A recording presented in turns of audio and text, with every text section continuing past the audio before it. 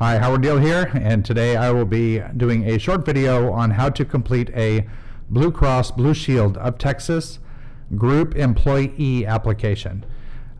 This application's been modified to cut down on some redundancies, so if you'd like a copy of it, I'll put a link to it in the description below, and you can go ahead and download that and follow along. Also remember, if you like this video, to hit the like and subscribe button. So let's get started. Okay, when you first open the application, the first thing you're going to notice is that there are 6 pages to the application. We're going to focus on only 2 of those pages, and that will be pages 3 and 4. So as you notice here, when you open the application, there are some boxes that are in red. These boxes are required, and they are put on the application to avoid missing information, because this information is going to be required by the underwriters, and if you don't make a selection, it will delay your application.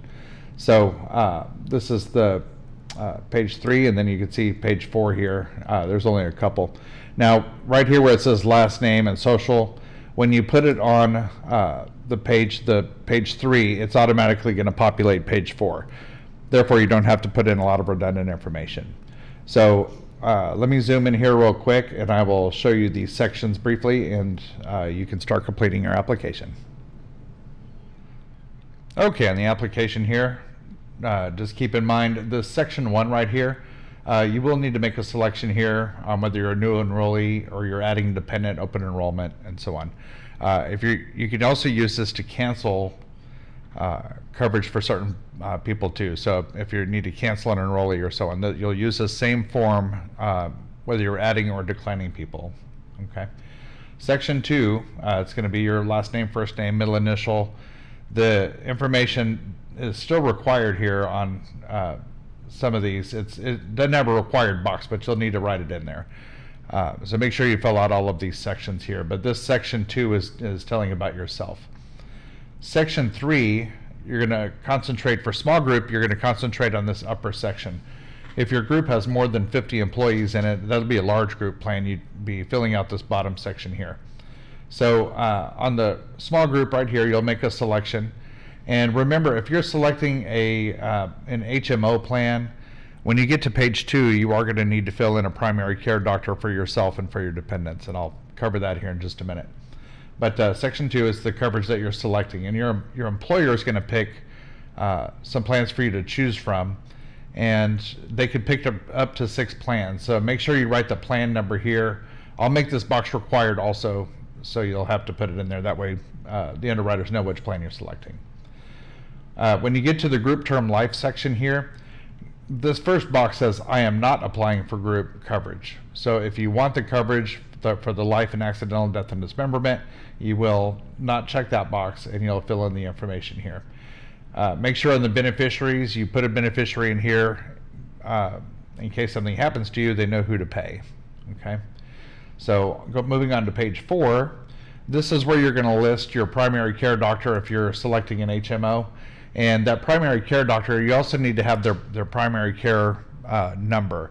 And the way you can get that is to go to Blue Cross Blue Shield's website and pick a provider or look up your provider. The website is www.bcbstx.com. And you can just go to the provider finder there and look up your doctor based off the plan you're selecting. Okay. So you'll list that there, and make sure you list your dependents out here. If you're adding your children or your spouse, make sure you fill in their information here. They will need their social security numbers and also their primary care doctors, because they may have a different doctor than you. So make sure you list those if they're on an HMO as well. Section 5 is if you have a disabled dependent. Section 6 is if you have other coverage. If you have another group plan, you're on your spouse's plan, then you can check, have other coverage, and if you want to decline, you're going to use this to decline coverage as well. So make sure you fill out this box if you do not want the coverage. Okay, so very important, section 6. Section 7 is for Medicare coverage information. If you're on Medicare, you'll complete that. Section 8 is declining coverage. Make sure you're saying who's declining coverage. So if you're going to take the coverage and your wife is not going to take the coverage, or your spouse, your wife, or your husband, you'll write the declination here, the reason for the declination, check these boxes here, and then you will sign and date here. When you do click the sign button, you can do an electronic signature to allow you to do that. So you can do an electronic signature, and then you'll have an electronic version of this form. I hope you found this video informative, and remember, if you like it, to hit the like and subscribe button, and have a great day.